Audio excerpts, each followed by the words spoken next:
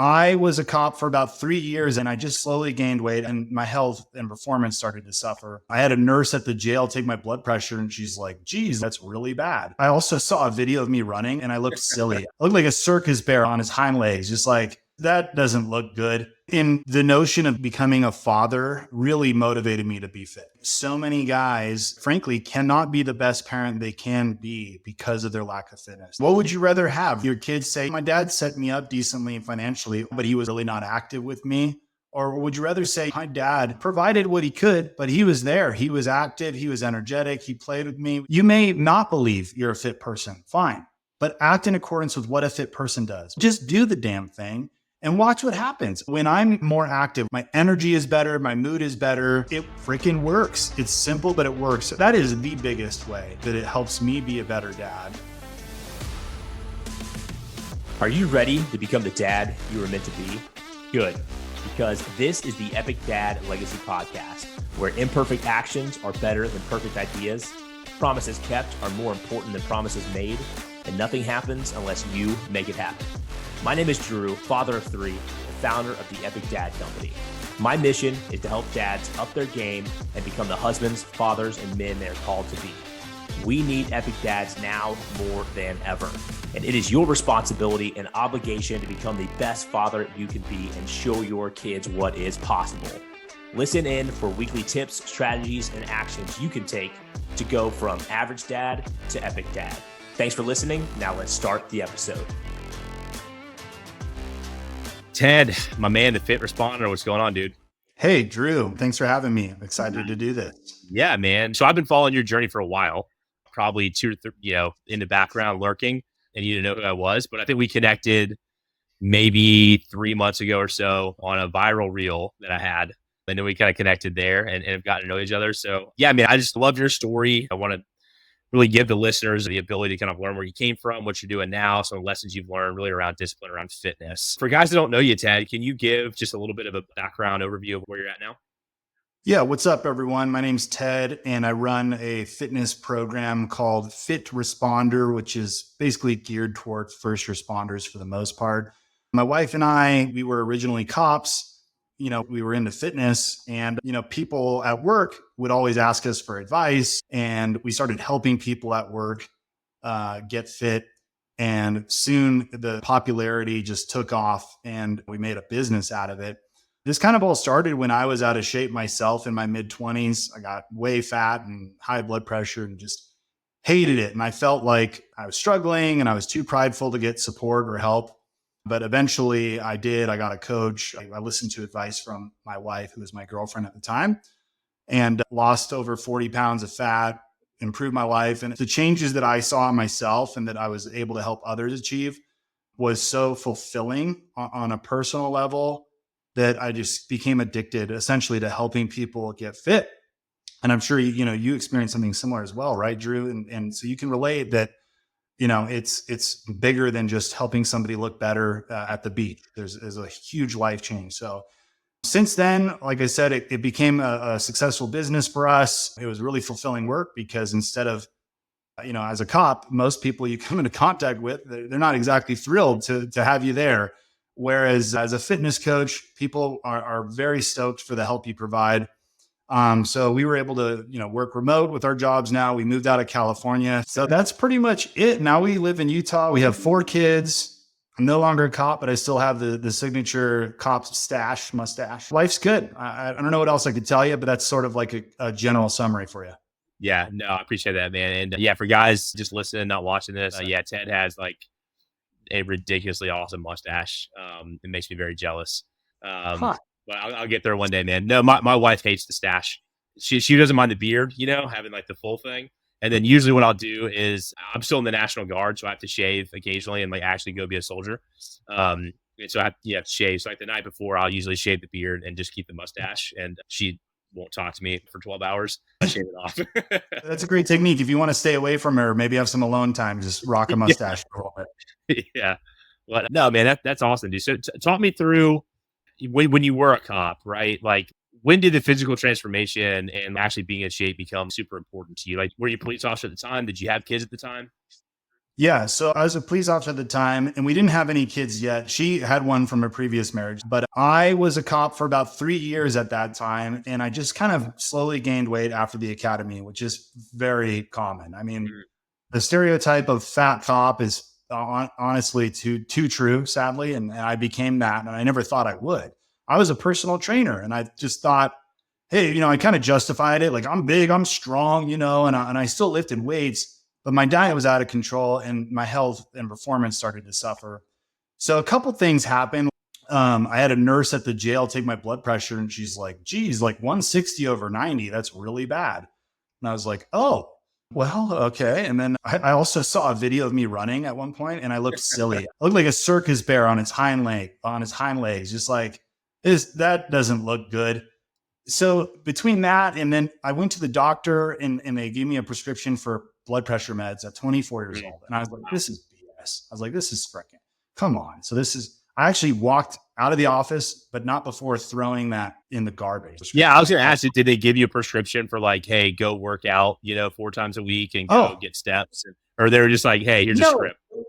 No, Drew, doctors, 99, and I don't want to talk smack on doctors, but we all know the vast majority aren't going to give you the proper guidance to get fit and healthy the right way. Let's just face it. And I don't think it's their fault necessarily. A lot of it's their education. They're taught a whole lot about what to prescribe and very little about lifestyle, fitness, food, exercise, etc. And they're financially incentivized to prescribe medications. And, truthfully, probably 99% of people they see aren't interested in fixing their lifestyle. They just want the damn pill. Yeah. And I'm sure many of their patients are discouraged and have had failed attempts at getting fit. So they're like, screw it. Well, I guess I just need this pill. It's genetics. It's whatever. They justify it. But yeah, I threw that thing in the garbage. I was like, no, I can't do this anymore. So it's a big change. I agree, man. The medical establishment, I think, has a lot to do with education for sure. Yeah, they're not really there. At least from, I don't know very many doctors, right? But from what I understand is they're kind of taught on, hey, this is the prescription, right? It's not going back to root cause. It's just going back to like, how do we fix the symptom, and not necessarily like going to the root cause of the issue, which when it comes to health in general, like so much of it is root cause, and over the past 100 years, these different lifestyle changes that we've adopted as a country around processed foods, around not being active, no sunlight, sitting at a desk all day. It's like these root cause issues that aren't usually addressed. And it's just, let's write you a prescription, Yep, exactly. Yeah. Tell me, how did the journey start on fitness? Did you hire a coach? Did you do that initially? Or were you trying to say, hey, let me, I used to be in shape. I know what to do. I'll go do it myself. Yeah. So I started myself because I thought, man, I'm a personal trainer. A coach isn't going to teach me anything. And, I really struggled with consistency. Of course, I did the chicken and broccoli diets and I freaking did an hour of cardio and I would make some progress, but I would quickly fall off plan and I'd feel bad about it. And I would just say, F it. And I would go eat like crap. And it was kind of this cycle I felt pretty stuck in. And then I think it was my wife who said like, well, if you haven't done it on your own and it's been this long, maybe you should consider getting some help. One of the life-changing thoughts that I had, and it might've been her as well, but I remember somebody telling me like, dude, all professional athletes have coaches. Even the best actors have acting coaches. They know what to do already, but consider that having a coach might give you some extra accountability or might teach you some things you don't know. And I was like, okay, so that I was kind of struggling on my own for a while, really making slow, crappy progress. My first fitness coach I hired actually was pretty bad. Then I hired a legit one. The legit one was more expensive, but let's face it, you pay for quality, right? You got all these fitness coaches, you charge $100, $50 a month, pennies, and they're going to treat you like another number and give you some cookie cutter crap. So I finally found one that was actually cared about me. We ended up having a falling out later on, but I'm still thankful for his support. And then my wife helped me quite a bit with nutrition. And that actually ended up being the foundations for our program. Fit Responder was kind of her approach to food, and it seems to work really well for people. So yeah, I was too prideful at first for sure. But I like I said, I realized that, even very knowledgeable and successful people have coaches. It's too easy, right, to negotiate with ourselves. Hey, I'll do it tomorrow. I'll do it Monday. oh, that's probably good enough. A coach can help, be an objective voice outside your own head. And so that was the biggest game changer for me. Yeah. I mean, just coaches and coaching in general is such a like life hack, right? Like most of the time we know what to do, right? Especially around fitness, nutrition.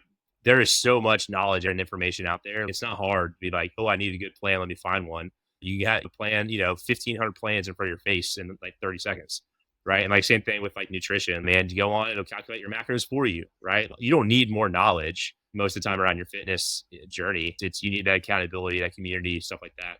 But going back to coaches too, it's such a level up. Like anytime you can get around someone that has done what you want to do, you're just going to learn faster and get results a lot faster than if you try to bang your head against the wall time again.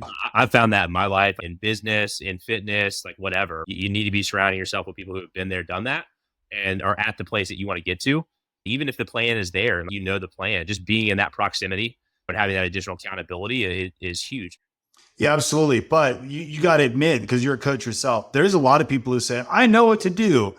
And they're doing dumb stuff, or they're doing right fad diets, unsustainable methods, workouts that don't make sense, inefficient things. So, I think and I've had many coaches as well. I've had many fitness coaches and business coaches too, as of you. And it seems like I always pick up one or two, at least nuggets of, okay, that's kind of new. That's a different approach. Like I didn't think about doing it that way. And those always end up being a great investment. They always end up blossoming into something bigger and better later on, those little gold nuggets. So, in one point I like to make too, think about this. Alcoholics Anonymous, right? It relies heavily on mentorship and accountability. There's only 2 words in that action plan. Don't drink. That's it. That's the action plan, right?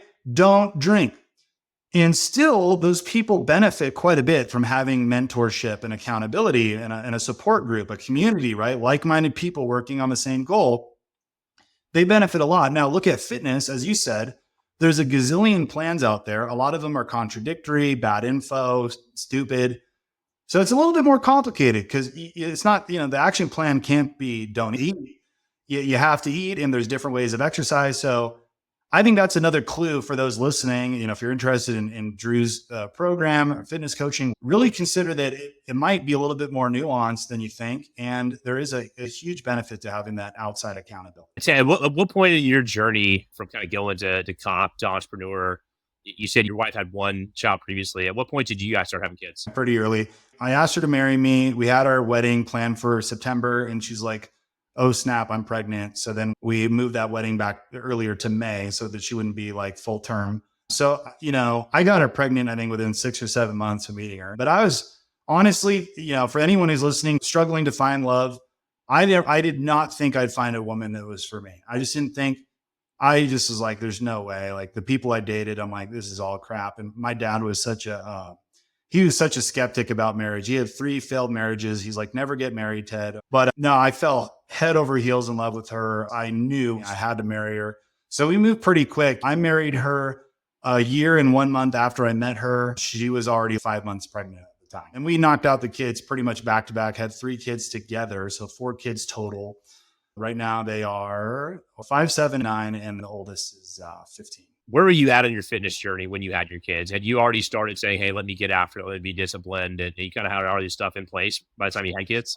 Yeah. In really the notion of becoming a father really motivated me to be fit because my dad was fit. My mom was not.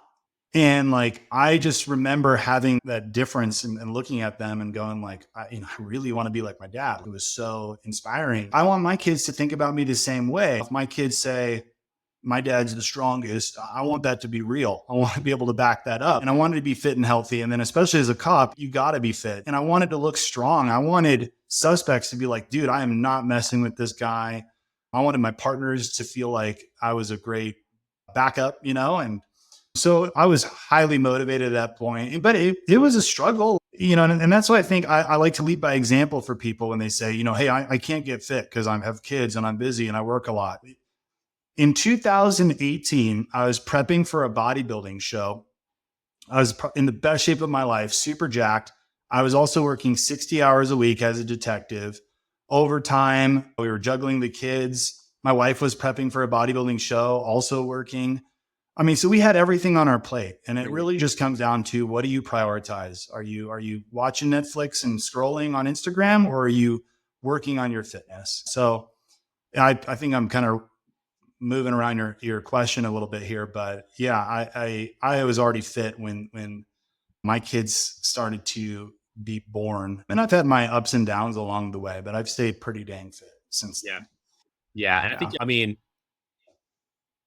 like we talk to a lot of dads, right, at the Epic Dad Company. And, our main kind of focus is around fitness and health, right? Like our mission is to change the culture by creating better dads. Like that's the broad mission. And like, okay, great mission. How do you do that? Right. Like number one, to me, it comes down to like physical fitness is like the starting point. Because unless you have that, one, you're not going to be around as long, right? Just plain facts, right? Just health. Yep. Two is, in order for us to raise up the next generation the way we want to, is like we have to be setting that example. And so, like, what example are we setting for our children if we're not physically fit? And so that's really like the foundational work is the physical fitness aspect. And we talk to so many dads that like they've lost that along the way. And like my story is the same, right? I was kind of always in shape. I played college baseball. I was in the military. I've been in shape. But when my kids came, I kind of made excuses too, right? Of like, all right, well, I'm super busy. I've got kids. We've got all this stuff, and just kind of stop prioritizing it. But with a lot of the dads we talk to, there's this moment in time. And that's kind of why I asked, has this always been a priority for you? Because with a lot of dads, it's not. And we have this moment where maybe we look in the mirror, or maybe there's a beach picture from our last vacation or whatever that kind of like wakes us up. And we're just like, holy crap, man, like what happened and what example am I setting? And it's just like that awakening moment of like, I need to go down this path because not because I want abs and I want biceps and things like that. Like that's great. But like at the end of the day, it's like I want to be the example for my kids. Yeah, 100%. And I'm sure you hear this from many of your clients when they first reach out. Like, so many guys and gals out there, frankly, cannot be the best parent they can be because of their lack of fitness. They're tired, Mhm. and daddy's too tired to play, and they're sitting on the couch, or their kids are Yep. playing at the park and they don't feel physically capable. Like, dude, what I love, I feel like this is such a silent flex, but I love to do it. When I go to the park and I see parents freaking sitting there on their phones, I'm in the park playing with my kids, running around. I'm playing with their kids. I'm playing tag and stuff, because it's like, those are the memories I want my kids to have. Mhm. What do I have in this life if I'm an old man and I can't look back on this and go, I did a damn good job at being a dad? Mhm. I feel like I have to be able to say that, or I'm going to look at this one freaking life that we have on this planet and go, I failed. And Mhm. I can't accept that, and all these parents out there, everybody listening, right? You would die for your kids. You do anything for your kids, but I hate to be cliche, but it's true. Are you willing to live a lifestyle that will lead you to fitness and health so that you can truly be there for your kids for actual lifespan, but also the quality of life?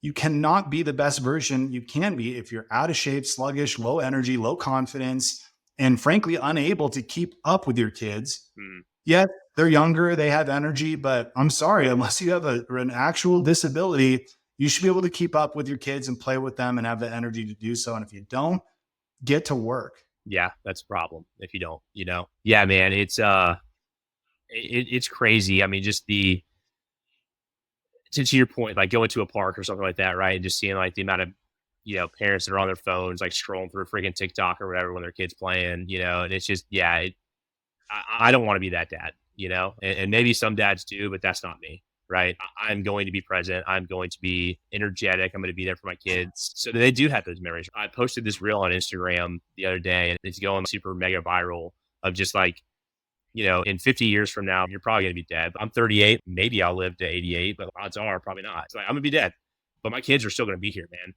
The material things that I pass down to them and all that stuff is great at the end of the day. Like it's nice. It helps set them up for success. But like what they're really going to remember is like, how did you show up with energy, right? Like what values did you instill in them? And like, how did you make them feel? Right. And like, if you're scrolling your phone at the park, and being that lazy parent that doesn't have enough energy to get up and go play with your kids, Like that can't be me, man. That just cannot be me, No, heck no, man. What would you rather have, right? Your kids say, my dad set me up decently financially, but he was also freaking lazy and out of shape and, really not active with me. Or would you rather say, my dad provided what he could, but he was there. He was active. He was energetic. He played with me. I have so many core memories of Mhm. that. And also, what example will that lead to your kids for them to be parents Yep. themselves? I mean, it's so big. And I think there's so many people that are just in denial about it too. Oh, it's fine. Oh, it's whatever, because it's painful to actually believe and consider the idea that you are failing as a parent because you are so out of shape. You can't be the best you can be. The quickest thing you can do is excuse it. Oh, it's not my fault, or it's not that big of a deal. Are you Mhm. really being the parent you can be, the best of your ability? And if you're not, let's go. Let's get to work. Yeah. Yeah, man. Could not agree more with that. And that part of like, your kids are going to have kids, their kids are going to have kids, and like I said, we talk to thousands of dads a year, the have dad company. And one thing that we hear a lot, right, is the relationship with our father. Maybe it wasn't the greatest, but we have the opportunity to be that person that breaks that link in that chain and just create generational impact, by our actions and how we show up.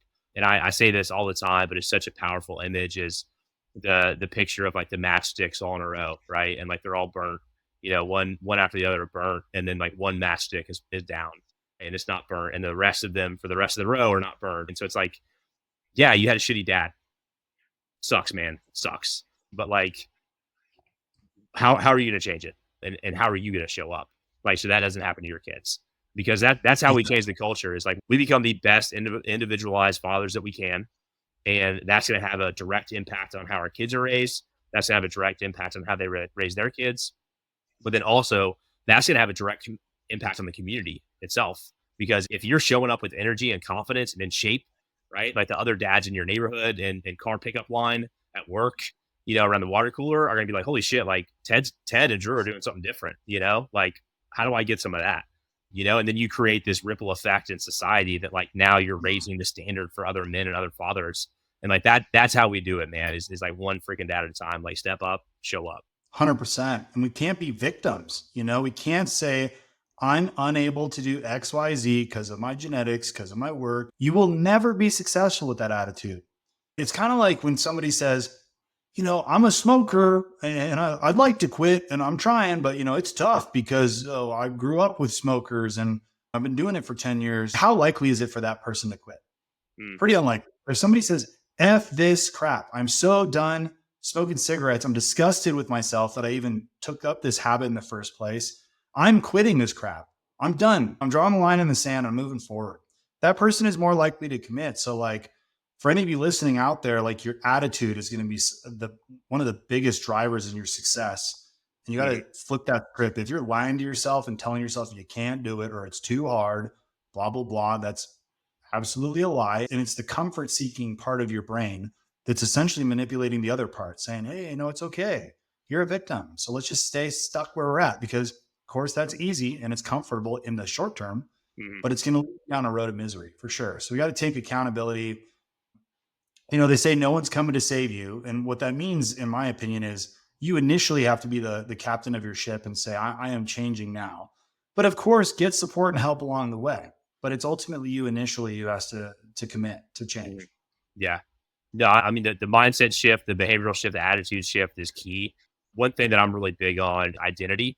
And so that's something that we've kind of developed a framework around. It's called the Epic Dad Framework. And like pillar one is like identity, right? It's like you need to be clear on who you are at your core. And to go back to that smoking example, they've done some studies, and I don't know all the stats around it, but for people that are trying to quit smoking, if they tell themselves and tell others that, hey, I'm a smoker, but I'm trying to quit, versus another cohort that they are smokers, but they tell themselves, I'm not a smoker. Just the success rate on those ones that identify as a non-smoker is like astronomically more than if you just say, I'm trying to quit. Right. And so when we're talking about like being in shape or really anything, it's like if you create that identity for yourself, you're much more likely to achieve success. So it's versus I'm someone that's trying to get in shape, versus I am just an in shape person. And that's what an in shape person does.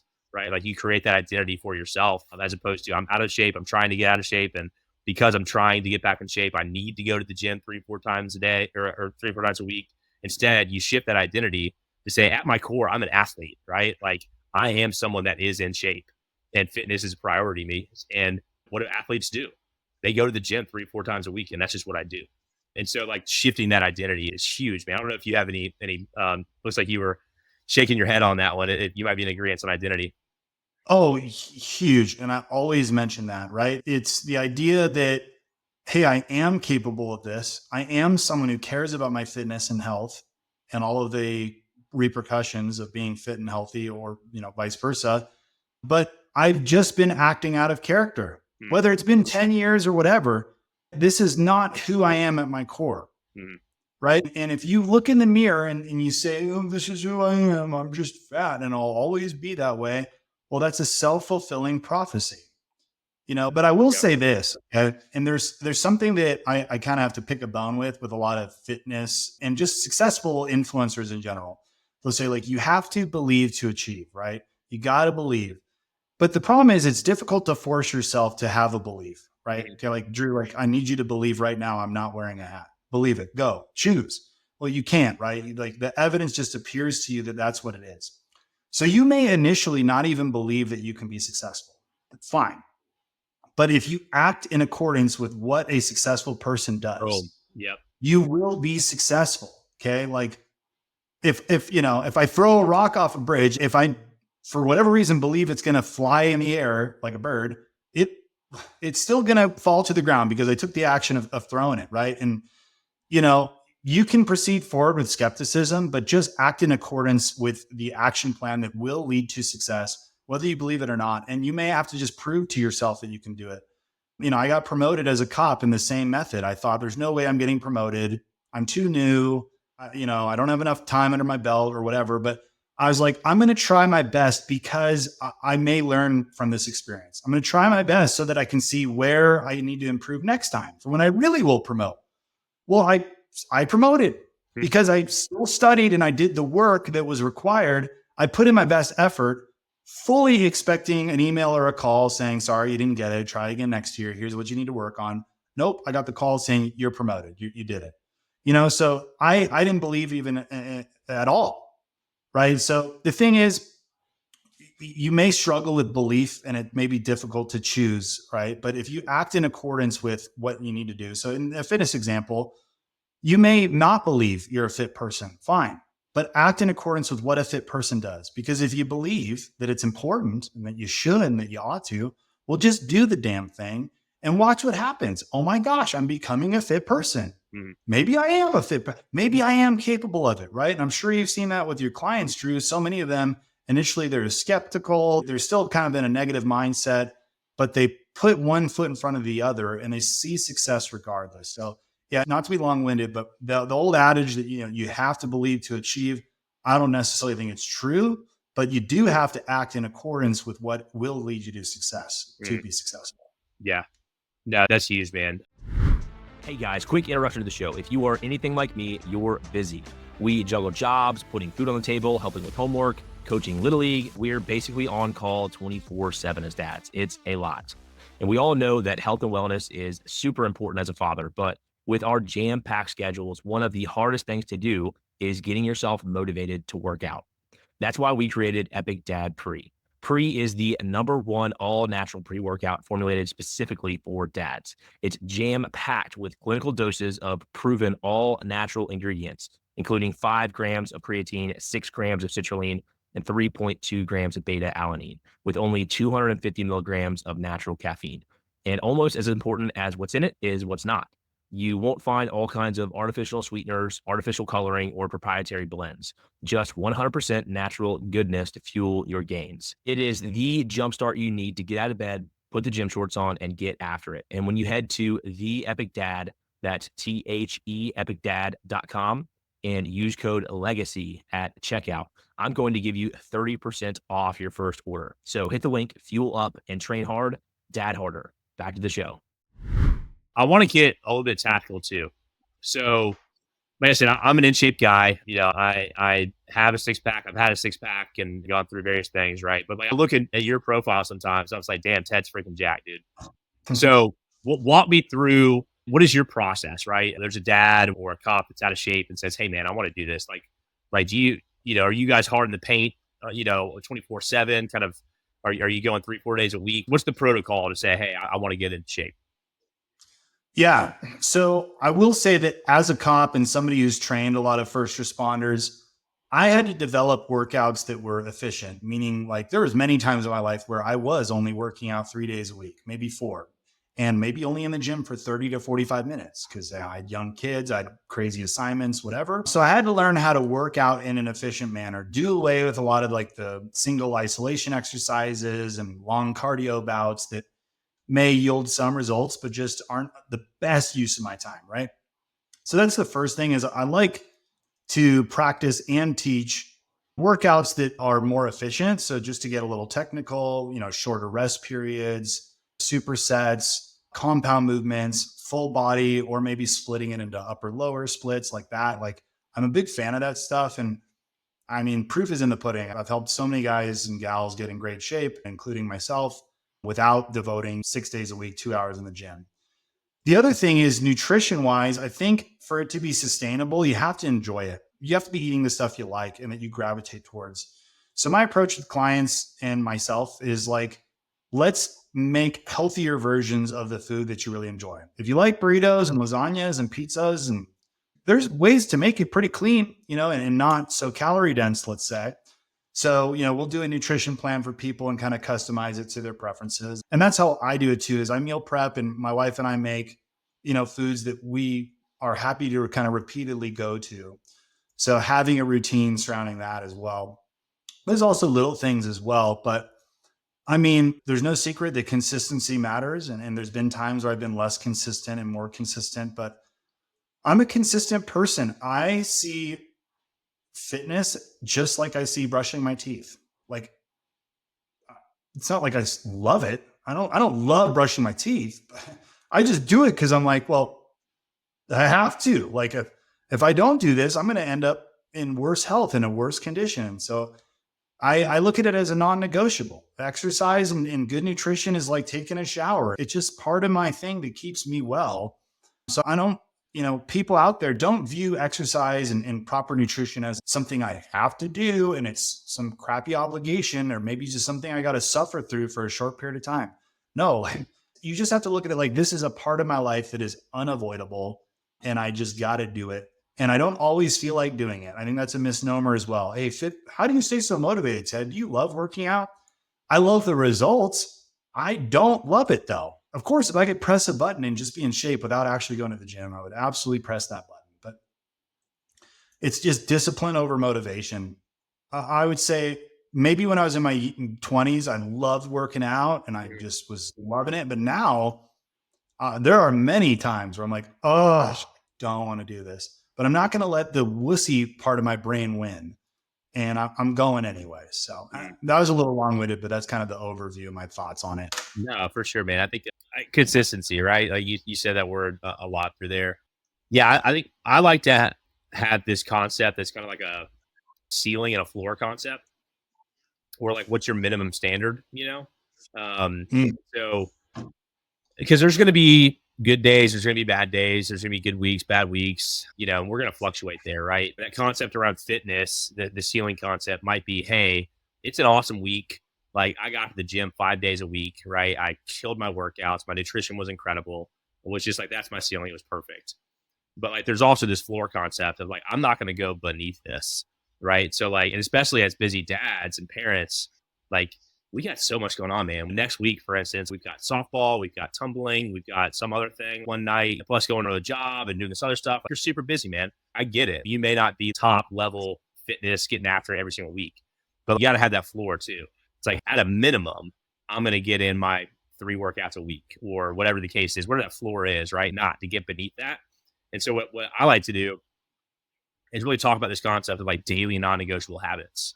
And that's kind of the floor for me. And one of those is 10,000 steps a day, right? And it's just like, I know no matter what shit I got going on, if I'm at the end of the day and I'm at 6,000 steps, like tough shit, I'm just going to have to go walk on the treadmill for 25 minutes because like that's my floor. I'm not going to miss that, So it's kind of having those daily non-negotiable ones you're holding yourself accountable to. even if you didn't get an amazing workout in, you're still making progress.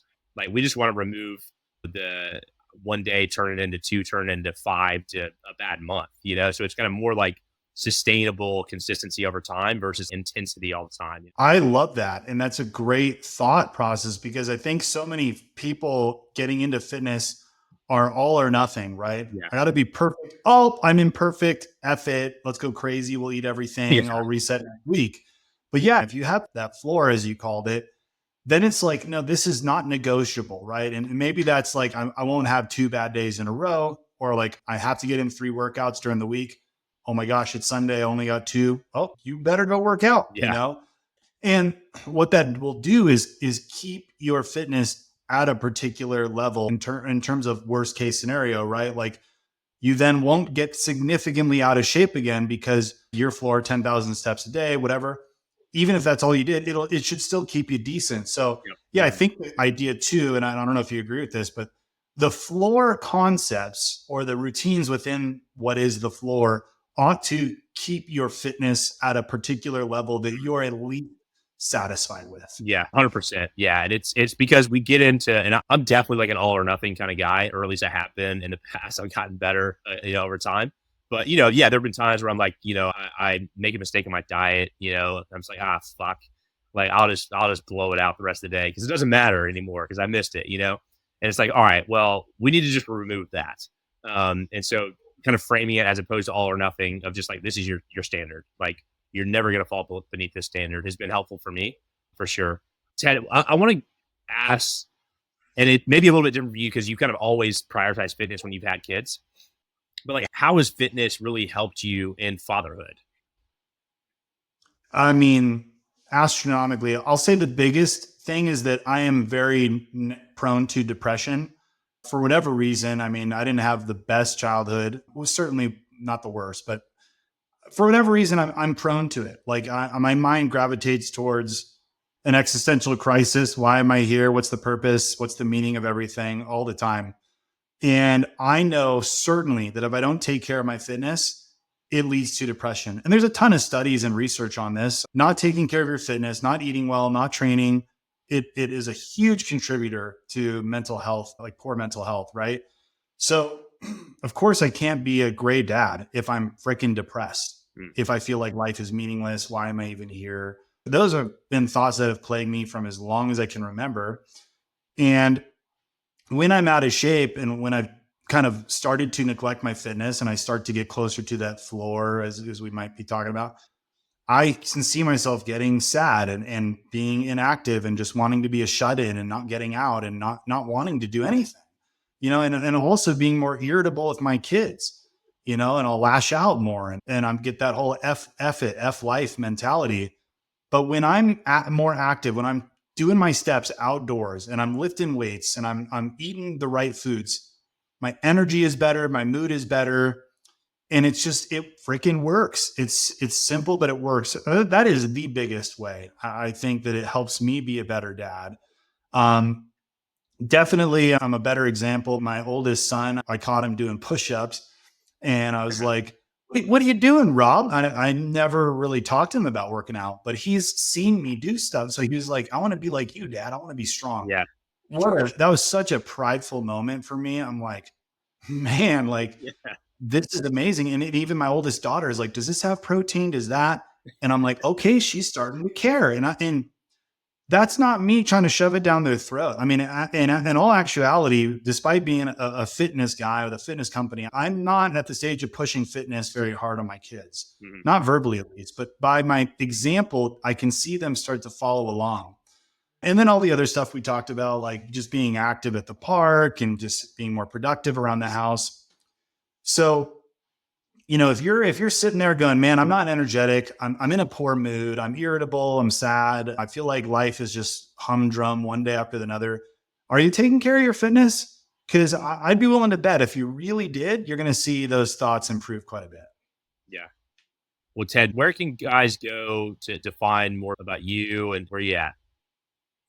So I know this is your podcast, so I don't want to step on you. I mean, I think you're a great dude, and I'm sure you're a very awesome coach. So anyone listening, sign up for Epic Dad. But if you're a first responder, especially, and you want to work on your fitness and health, or maybe a first responder, because that's who I tend to gravitate towards. We have clients who are not in those professions, but we like to help people with those lifestyles. You can go to fitresponder.com. You can check out Instagram at fitresponder. Check it out. I got some funny videos, some silly reels. Social media guru. What's that? Social media guru. On accident. I mean, I don't think so. But I must be doing something right. So yeah, no, man. And no competitive nature here. People just need help, man. So wherever they get help, I'm happy with that. Whether it's with you, whether it's anybody out there that's trying to help dads and men really build the discipline and fitness habits, show up as better men and fathers, like I'm all for that. As long as it's not V-Shred. Yeah, no, fuck that guy. Yeah, except for him. Word. All right. Well, guys, if you got value from this episode with Ted specifically, do me a favor, do two things. One, drop down and leave us a comment, leave us a review. That's going to help spread the word to other dads out there. And then two, if you got value, share this episode, right? Because we never know what another dad is going through. Being a dad can be freaking tough. Everybody knows that. It can be lonely, right? And us as men, we are not very likely to raise our hand that we need help. And so if you found value, share this episode, because it might be what a dad needs to hear to take that first step, right? To start prioritizing fitness and health and show up and create that generational impact, right? So do me a favor, share the show. And Ted, thank you so much for coming on, man. Great to connect, and look forward to just staying connected. Thanks so much, my man. Appreciate it. All right, guys. We'll talk soon. Thank you so much for listening to the show and supporting my mission to change the culture by creating more epic dads. If this message resonates with you and you're ready to become the husband, father, and man you're called to be, here's 2 quick things you can do to get started. Number 1 is to join the Epic Dad training app. Inside the Epic Dad app, you'll find workout programs, community, habits, accountability, courses, resources, and exclusive discounts on all Epic Dad supplements and gear. It has everything you need to start leveling up as a dad. Just hit the link in the show description and get your first 7 days free. And if you're ready to turbocharge your results and create massive change in your life, hit the link in the show description and apply to the Epic Dad Fit program. Our goal inside the Fit program is to radically change your life in just 90 days by helping you develop an unshakable foundation of discipline and habits, get you into the best shape of your life, and provide massive community and accountability to ensure you are successful. If you're ready to radically change your life as a father in just 90 days, hit the link in the show notes and apply today. Thanks for listening. Now go be epic.